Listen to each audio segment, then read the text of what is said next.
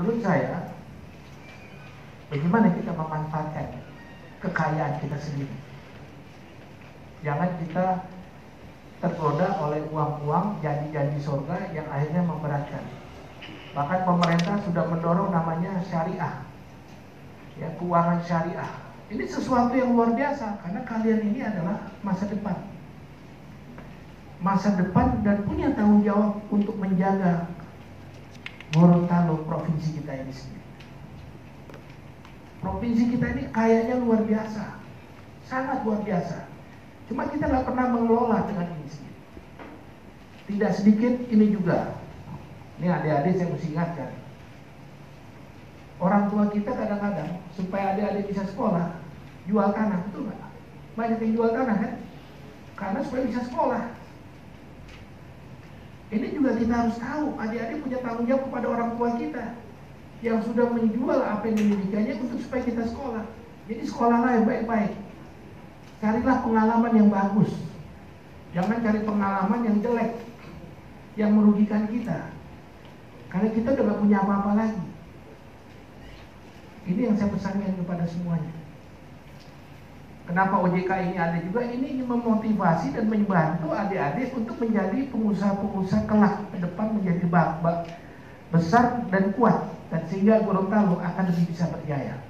Bang jago, abang jago, sorry bang jago, ampun bang jago.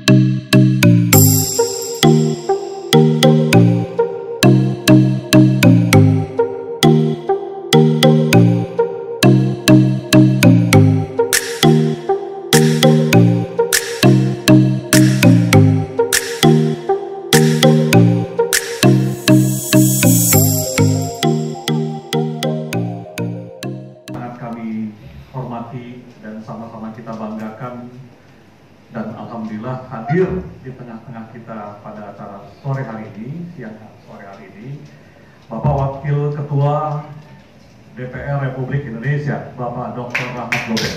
Aplaus dulu untuk beliau. Terima kasih banyak Pak Rahmat Gobel. Saya yakin Bapak sibuk sekali, ya, Wakil Ketua DPR RI Republik Indonesia yang memiliki tugas yang sangat berat, ya, dari Sabang sampai Merauke, apalagi dalam dari mahasiswa Universitas Gorontalo yang saya cintai.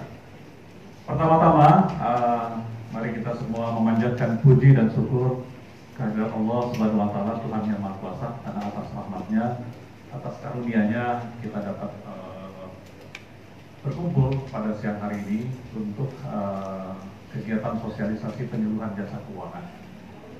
Untuk literasi keuangan, dan ini judulnya bagus sekali. Saya tadi sudah ngobrol-ngobrol dengan Pak Rahmat Gobel, ini cocok ini, temanya tentang masalah investasi ilegal, ya. Sekarang juga adik-adik lagi marak fintech ilegal, ya. Investasi ilegal. Mungkin nanti Pak Ahmad bisa kita sajikan, ya, sudah banyak yang dilarang oleh OJK, ya, investasi. Obligasi juga fungsi yang utama adalah fungsi edukasi dan perlindungan konsumen. Nah, untuk edukasi dan perlindungan konsumen di situ ada fungsi untuk memberikan literasi keuangan masyarakat, ya, kecerdasan masyarakat untuk literasi keuangan. Mungkin kita semua, termasuk adik-adik mahasiswa, sangat hafal di pembukaan Undang-Undang Dasar 45, dan saya hafal. Hak warga negara untuk mendapatkan kesejahteraan umum, hak untuk mendapatkan kesehatan, hak untuk mendapatkan apalagi jaminan sekolah, hak untuk mendapatkan pelayanan, kesejahteraan umum, keamanan, dan sebagainya. Ada hal yang penting sekarang berkembang ini Pak Rahmat Gobel, hak untuk mendapatkan akses keuangan, hak untuk mendapatkan literasi keuangan. Akses keuangan itu sangat penting ternyata. Kenapa? Karena akses keuangan, apabila masyarakat, ya, ini bukan hanya kata-kata saya, bukan hanya survei OJK, ya, ini survei lembaga-lembaga internasional, Bank Dunia, IMF, dan lembaga-lembaga survei internasional, bahwa akses keuangan masyarakat di suatu negara, di suatu provinsi, di suatu daerah itu sangat inline, sangat relatif ya dengan peningkatan tingkat kesejahteraan masyarakat. Nah, kemudian mungkin nanti saya ini Pak Ahmad satu slide saja karena saya yakin Pak Ahmad Gobel nanti akan ada acara lagi, nanti kita elaborasi pada saat acara presentasi. Yang kerugian investasi ilegal, ya sudah ya, ada ya. Kerugian investasi ilegal, ya itu takjub kalau kita lihat data ini bukan angka yang kecil, ya. Di halaman berapa itu kemarin? Sudah, tayangan ya. Di kerugian investasi ilegal yang 105,81 triliun, ya. Jadi kerugian akibat investasi ilegal ini sampai 105,81 triliun. Kira-kira besar nggak? Terus kira-kira ini ruginya siapa ini? Adik-adik? Hah? Ruginya masyarakat. Iya. Jadi sempat ngobrol-ngobrol dengan Pak Ahmad Gobel. Kenapa ya ruginya masyarakat? Masyarakat yang memang ingin cepat kaya, ya, ingin mendapatkan karena memang tawaran-tawarannya menarik. Ya, kadang-kadang tokoh-tokoh masyarakat ditonjolkan, artis-artis ditonjolkan, ya, untuk supaya menarik minat ini, ya, meyakinkan, ya. Kadang-kadang tokoh agama pun ditampilkan, ya, untuk meyakinkan ini, gitu ya. Nah, 105 triliun dari 2007-2017 turun waktu 110 tahun. Ini masyarakat kita, ya. Kadang-kadang saya sedih. Ada yang baru dapat uang pensiun, Pak Rektor Pak Ahmad Gobel, baru dapat uang pensiun sekian ratus juta langsung untuk dibelikan investasi bodong. Hanya 3 bulan, 4 bulan hilang itu uang, nangis-nangis ke kantor OJK. Gitu ya. Waktu saya ingat saya waktu di Supardo, kasihan. Banyak juga teman-teman kita bahkan yang di kepolisian, di kejaksaan, di militer, tentara, banyak yang korban. Banyak yang korban investasi ilegal. Karena apa? Karena memang tawarannya menarik, ya. Tawarannya menarik. Dan saya juga salah satu punya pengalaman sendiri, Pak Ahmad Gobel. Mertua saya, Pak, baru pensiun, ya. Baru pensiun punya uang, kemudian kita jalan-jalan ke Bandung, waktu itu masih maraknya Cipaganti, Pak. Ada edaran, waduh kalau naruh uang 100 juta dapat 5 juta sebulan, kalau uang 200 juta 10 juta sebulan. Terus sama anaknya yang salah belum ada OJK, masih BI dulu. Saya bilang pengawas BI. Jangan dulu Pak, saya bilang. Ayah mertua saya selidiki dulu. Udah mau store aja 200 juta. Ada 10 juta, dia bilang 10 bulan balik modal. Terus sudah itu untungnya saja kan gitu ya. Gitu. Ternyata betul, beberapa bulan ke depan muncul itu Cipaganti. Ternyata itu bukan travelnya Cipaganti Jakarta Bandung, tapi itu kan lewat koperasinya dan bodong gitu. Ya. Berapa kerugian masyarakat, akhirnya mertua saya terima kasih ke saya. Terima kasih banyak, waktu itu sempat saya dimarahin, kenapa ini kan ini uang pensiun bisa di ini dan sebagainya. Nah itu banyak masyarakat kita, apalagi adik-adik mahasiswa harus punya sikap yang kritis kalau menawarkan keuntungan, ya. Contoh ya kayak Pandawa Group itu korbannya sampai 549.000 orang, ya. Itu kerugiannya ada 3,8 triliun yang di Depok ini. Siapa kira-kira ini? Ini siapa tokohnya ini? Ini tukang bubur. Penjual bubur ayam. Ya. Betul ya Pak Ahmad ya? Iya. Dengan kehebatannya bisa meyakinkan orang. Kalau kata orang Padang ditipu 440.000 orang dengan 38 triliun. Belum Cakra Buana, ya, ini sebagainya. Nanti kita akan banyak elaborasi di materi. Saya ingin menyampaikan, apalagi sekarang, betul tadi yang kata ketua panitia tadi, digitalisasi. Banyak sekarang tawaran-tawaran investasi yang lewat online, yang lewat internet. Ini hati-hati sekali.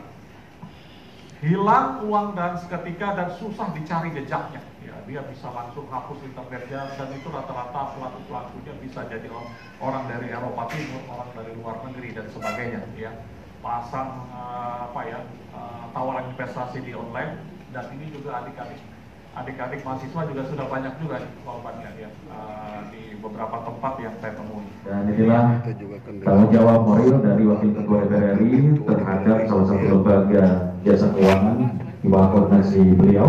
Beliau hadirkan ke Gorontalo untuk memberikan informasi ini. Sebagai informasi juga, wilayah kerja para Mas Gobel juga kemarin telah begitu banyak dengan UMKM dan juga dengan ekosistem startup. Nah, dengan adanya ekosistem perekonomian yang dijaga oleh beliau, sehingganya penularan informasi melalui otoritas jasa keuangan ini terus dan terus digenjot. Dan baik, selanjutnya mari kita akan dengarkan sambutan sekaligus membuka rangkaian acara penyuluhan jasa keuangan, literasi keuangan dan berantas investasi fiktif di Gorontalo oleh Wakil Ketua DPR RI Tiburilako Hugia, Bapak Dr. Haji Rahmat Gobel, Rahmat yang Gorontalo. Bapak Dr. Roli Paramata, Ketua Yayasan Pendidikan, Bapak Ibrahim Ahmad, Rektor Universitas Gorontalo, Kepala OJK Sulut, Gorontalo, Maluku Utara, Bapak Darwisman, adik-adik para hadirin yang dimuliakan Allah Subhanahu wa Ta'ala. Assalamualaikum warahmatullahi wabarakatuh. Puji syukur Allah Subhanahu wa Ta'ala, siang hari ini setelah kita melaksanakan sholat Jumat, kita kembali datang di tempat ini untuk beribadah kembali. Kita datang ini bukan saja hanya duduk mendengarkan sosialisasi daripada OJK tentang jasa keuangan yang tadi sudah disampaikan oleh Pak Darwisman, apa peran OJK dan bagaimana situasi keuangan kita yang ada di Indonesia sekarang ini. Ini semua mahasiswa ya. Dan yang baju hitam ini mahasiswa mana? Hah? Kesehatan masyarakat. Dasarnya. Kalau kuning mahasiswa sini pasti ya. Gorontalo. Yang lain ada UKM? Ada pelaku UKM? Ada? Yuk, UKM-nya apa? Jasa keuangan juga? Hah? Souvenir. Sudah lama kerja souvenirnya? Souvenirnya apa itu? Makanan atau kerajinan tangan? Kerajinan tangan. Hadir ke sini karena diundang atau memang mau datang? Karena ada cerita, ada penyuluhan ini. Karena ada penyuluhan ya. Ada masalah dengan kerjaannya? Ya? Nggak ada? Oh bagus, alhamdulillah kalau emang nggak ada. Jadi saudara-saudara yang dirahmati Allah Subhanahu wa Ta'ala, ini adalah kegiatan penyuluhan yang dilakukan OJK adalah yang ke-6 kali kalau tidak salah ya. Ke-6 kali dan mungkin 1 kali saya absen ya. 5 kali saya hadir. Dan kenapa saya harus hadir? Karena saya merasa, saya berpikir bahwa seperti apa yang dijelaskan oleh Pak Darwisman tadi, bagaimana posisi peta keuangan dan apa yang dihadapi oleh masyarakat di seluruh Indonesia. Apalagi terlebih lagi ketika kita memasuki masa pandemi COVID-19 ini sendiri. Banyak para UMKM tutup. Para pedagang kecil banyak yang tutup. Tidak dapat melanjutkannya karena pandemi COVID di mana ada lockdown dan pembatasan dan lain sebagainya. Sehingga modal para UMKM itu habis. Dan terkadang kalau ada uang, nah, terus ada yang menanamkan, memberikan janji-janji investasi di sini akan untung, akan begini, sehingga kita yang dalam keadaan kesulitan langsung berpikir, wah kalau saya invest di sini, saya akan dapat lebih banyak. Saya bisa menutup kerugian saya kemarin. Ini sebetulnya yang banyak umum yang terjadi. Apalagi di saat sekarang ini consumerisme kita meningkat dan kita tidak sedikit orang yang ingin cepat mau kaya, ya, akhirnya langkah kita pun salah dalam melihat. Nah, alhamdulillah kalau saya sendiri orang yang nggak suka main investasi di uang. Kalau saya ini bukan tipikal orang yang suka investasi di uang. Saya itu investasinya yang jelas, yaitu mesti ada nilai tambah, bukan di uang. Kalau di uang, saya masih suka ragu-ragu apakah ini bagian daripada gambling atau tidak, berkah atau tidak. Tapi kalau saya, orang tua saya ini kan dari industri elektronika, nah, jadi saya selalu tepat, itu arahnya selalu ke sana. Ya, artinya yang harus membuat nilai tambah. Tapi investasi di jasa di sektor keuangan tidak salah juga, bukan hal yang haram sebelumnya. Yang harus kita tahu adalah, pertama, kita jangan mau cepat kaya, mau cepat untung. Nggak ada usaha yang cepat untung. Semua itu ada proses. Kalau kita lihat pengusaha di Indonesia dari nomor 1 yang selalu diumumkan sampai nomor berapa, itu ada proses di mana mereka susah dan di mana mereka semua dimulai dari kecil. Dari kecil dia berusaha, dia membangun nilai tambah, ada untung. Nah, kalau orang-orang yang sukses itu kalau untungnya 10, dia makannya cuma 1. Kalau orang Indonesia untung 10 makannya 12. Yang 2-nya utang. Ini orang kita, kelakuan kita semuanya. Karena apa? Mau cepat berkaya, mau supaya dibilang orang ini sukses. Inilah kenapa orang kita nggak kuat selalu. Kenapa ini kita jadi cepat miskin semuanya? Karena egoisme kita, nafsu kita yang besar, mau cepat kaya, mau cepat sukses, supaya dipandang sukses. Apalagi di masa adik-adik ini kan masih umur berapa semua yang di sini? 20-an kan? Menginginkan pengakuan kan? Ingin diakui kan? Saya sukses, saya berani, saya ini, betul kan? Nggak usah ragu-ragu ngomong, karena saya juga dulu begitu, seumur kalian. Cuma saya nggak sempat melakukan hal itu, nggak sempat untuk kenapa? Saya itu dari SMP sudah disuruh masuk pabrik. Masuk pabrik, kalau lagi liburan sekolah, anak-anak yang lain pada liburan, jalan-jalan, saya mesti masuk pabrik, mesti kerja. Suruh nyapu pabrik, suruh bersihin toilet, itu dulu awalnya. Dan ini kan kalau liburan waktu zaman saya sekolah dulu, itu bulan puasa 1 bulan kan, itu libur. Nah, habis sahur saya udah mesti berangkat ke kantor. Sebelum karyawan masuk, saya harus duluan masuk. Itu orang tua saya, begitu mengajarkan saya. Jadi saya punya egoisme. Saya punya itu sudah dibunuh oleh orang tua saya dulu sejak saya SMP. Artinya apa? Supaya jangan cepat. Karena kalau kita cepat itu, keputusannya cepat, akhirnya banyak yang salah. Jadi saya tak pernah mengalami hidup selagi seperti kayak sekarang. Mahasiswa pun saya di Jepang. Di Jepang itu sekolah, pagi sekolah, kalau ada kesempatan bisa kerja di restoran, cuci piring. Kadang-kadang hari Minggu dikasih kesempatan suruh jadi manajer, karena saya punya kebetulan yang punya sangat respect sama saya, dipercaya, coba kamu manage. Bisa nggak hari Minggu? Nggak ada tamu, bisa nggak kamu jualan? Itu proses. Karena orang tua saya kasih uang saku saya pas-pasan, nggak ada lebihnya. Kalau saya mau jalan-jalan sama teman-teman, terkadang kalau di Jepang tuh mandi 1 hari 1 kali, dan pemandian umum. Kadang di rumah nggak ada tempat kamar mandi, jadi mandi pemandian umum rame-rame. Kadang-kadang saya nggak mandi, cuma cuci rambut aja setiap pagi. Ya, uang mandinya apa saya simpen supaya bisa jalan-jalan. Untuk jalan-jalan malam minggu, karena nggak ada uang. Kalau nggak saya harus kerja.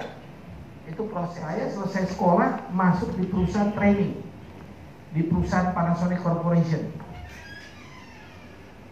Waktu itu kalau dari atas ke bawah saya punya pakaian, jas saya, sepatu saya paling keren di antara karyawan yang ada semua di sini. Tapi pekerjaan saya apa? Suruh fotokopi. Bukan bicara yang strategis, lulusan universitas. Suruh fotokopi aja kerjanya. Oh, masa fotokopi, begitu di depan orang diomongin. Sampai harga diri saya agak marah waktu itu. Kenapa saya disuruh-suruh?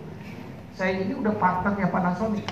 Karena orang tua saya udah meninggal kan. Artinya kekuasaan itu sebagai mitra itu ada di saya. Disuruh-suruh, hampir marah saya.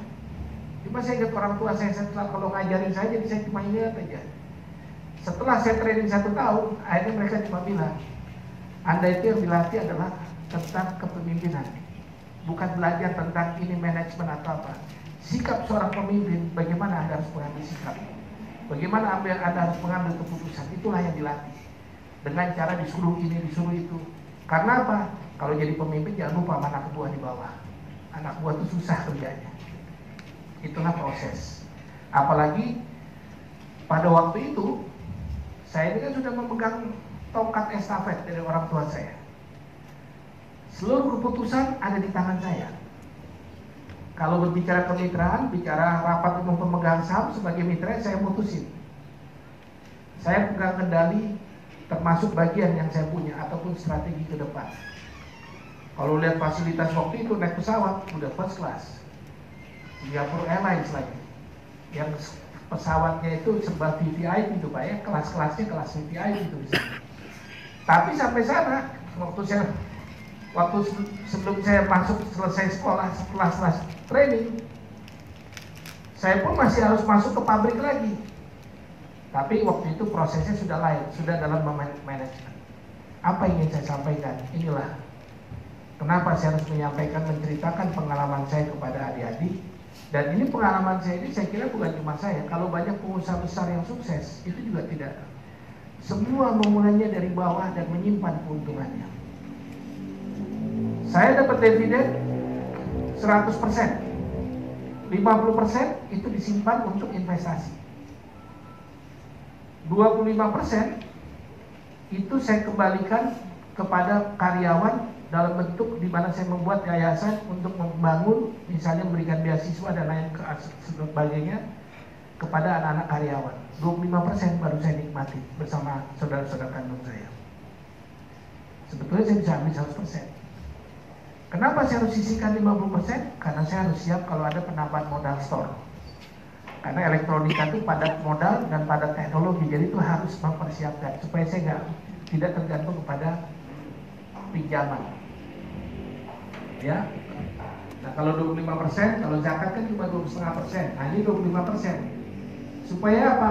Ada rasa tanggung jawab kepada perusahaan yang sedang dibangun.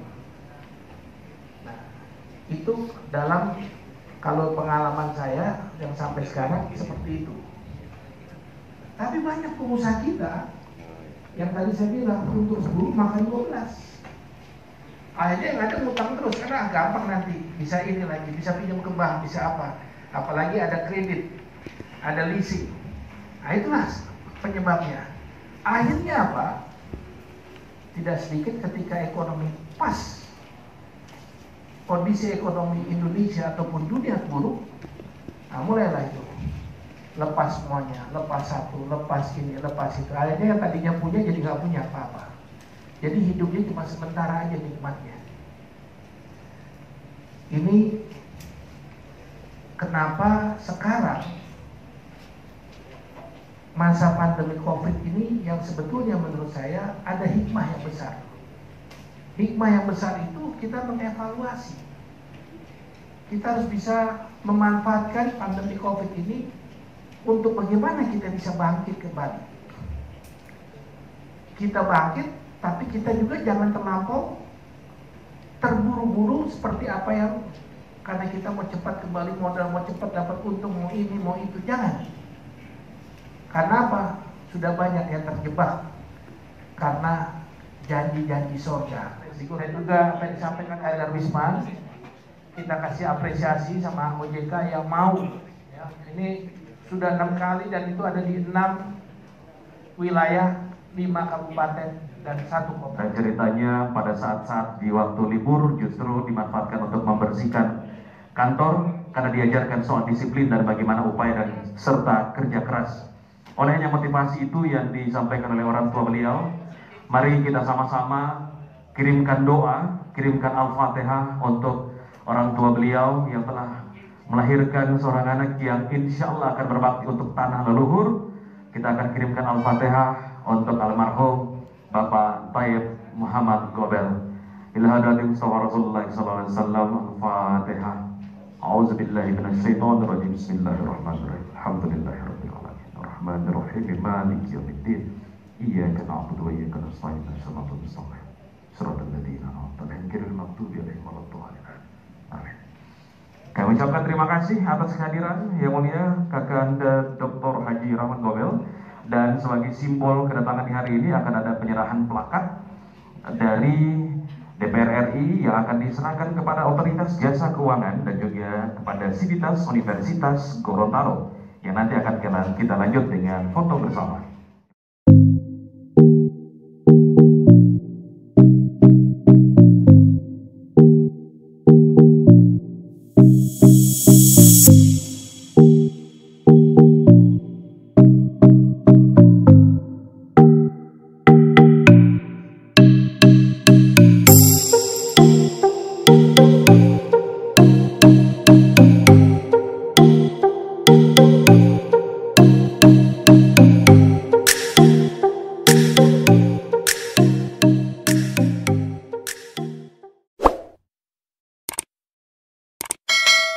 Ampun Bang Jago.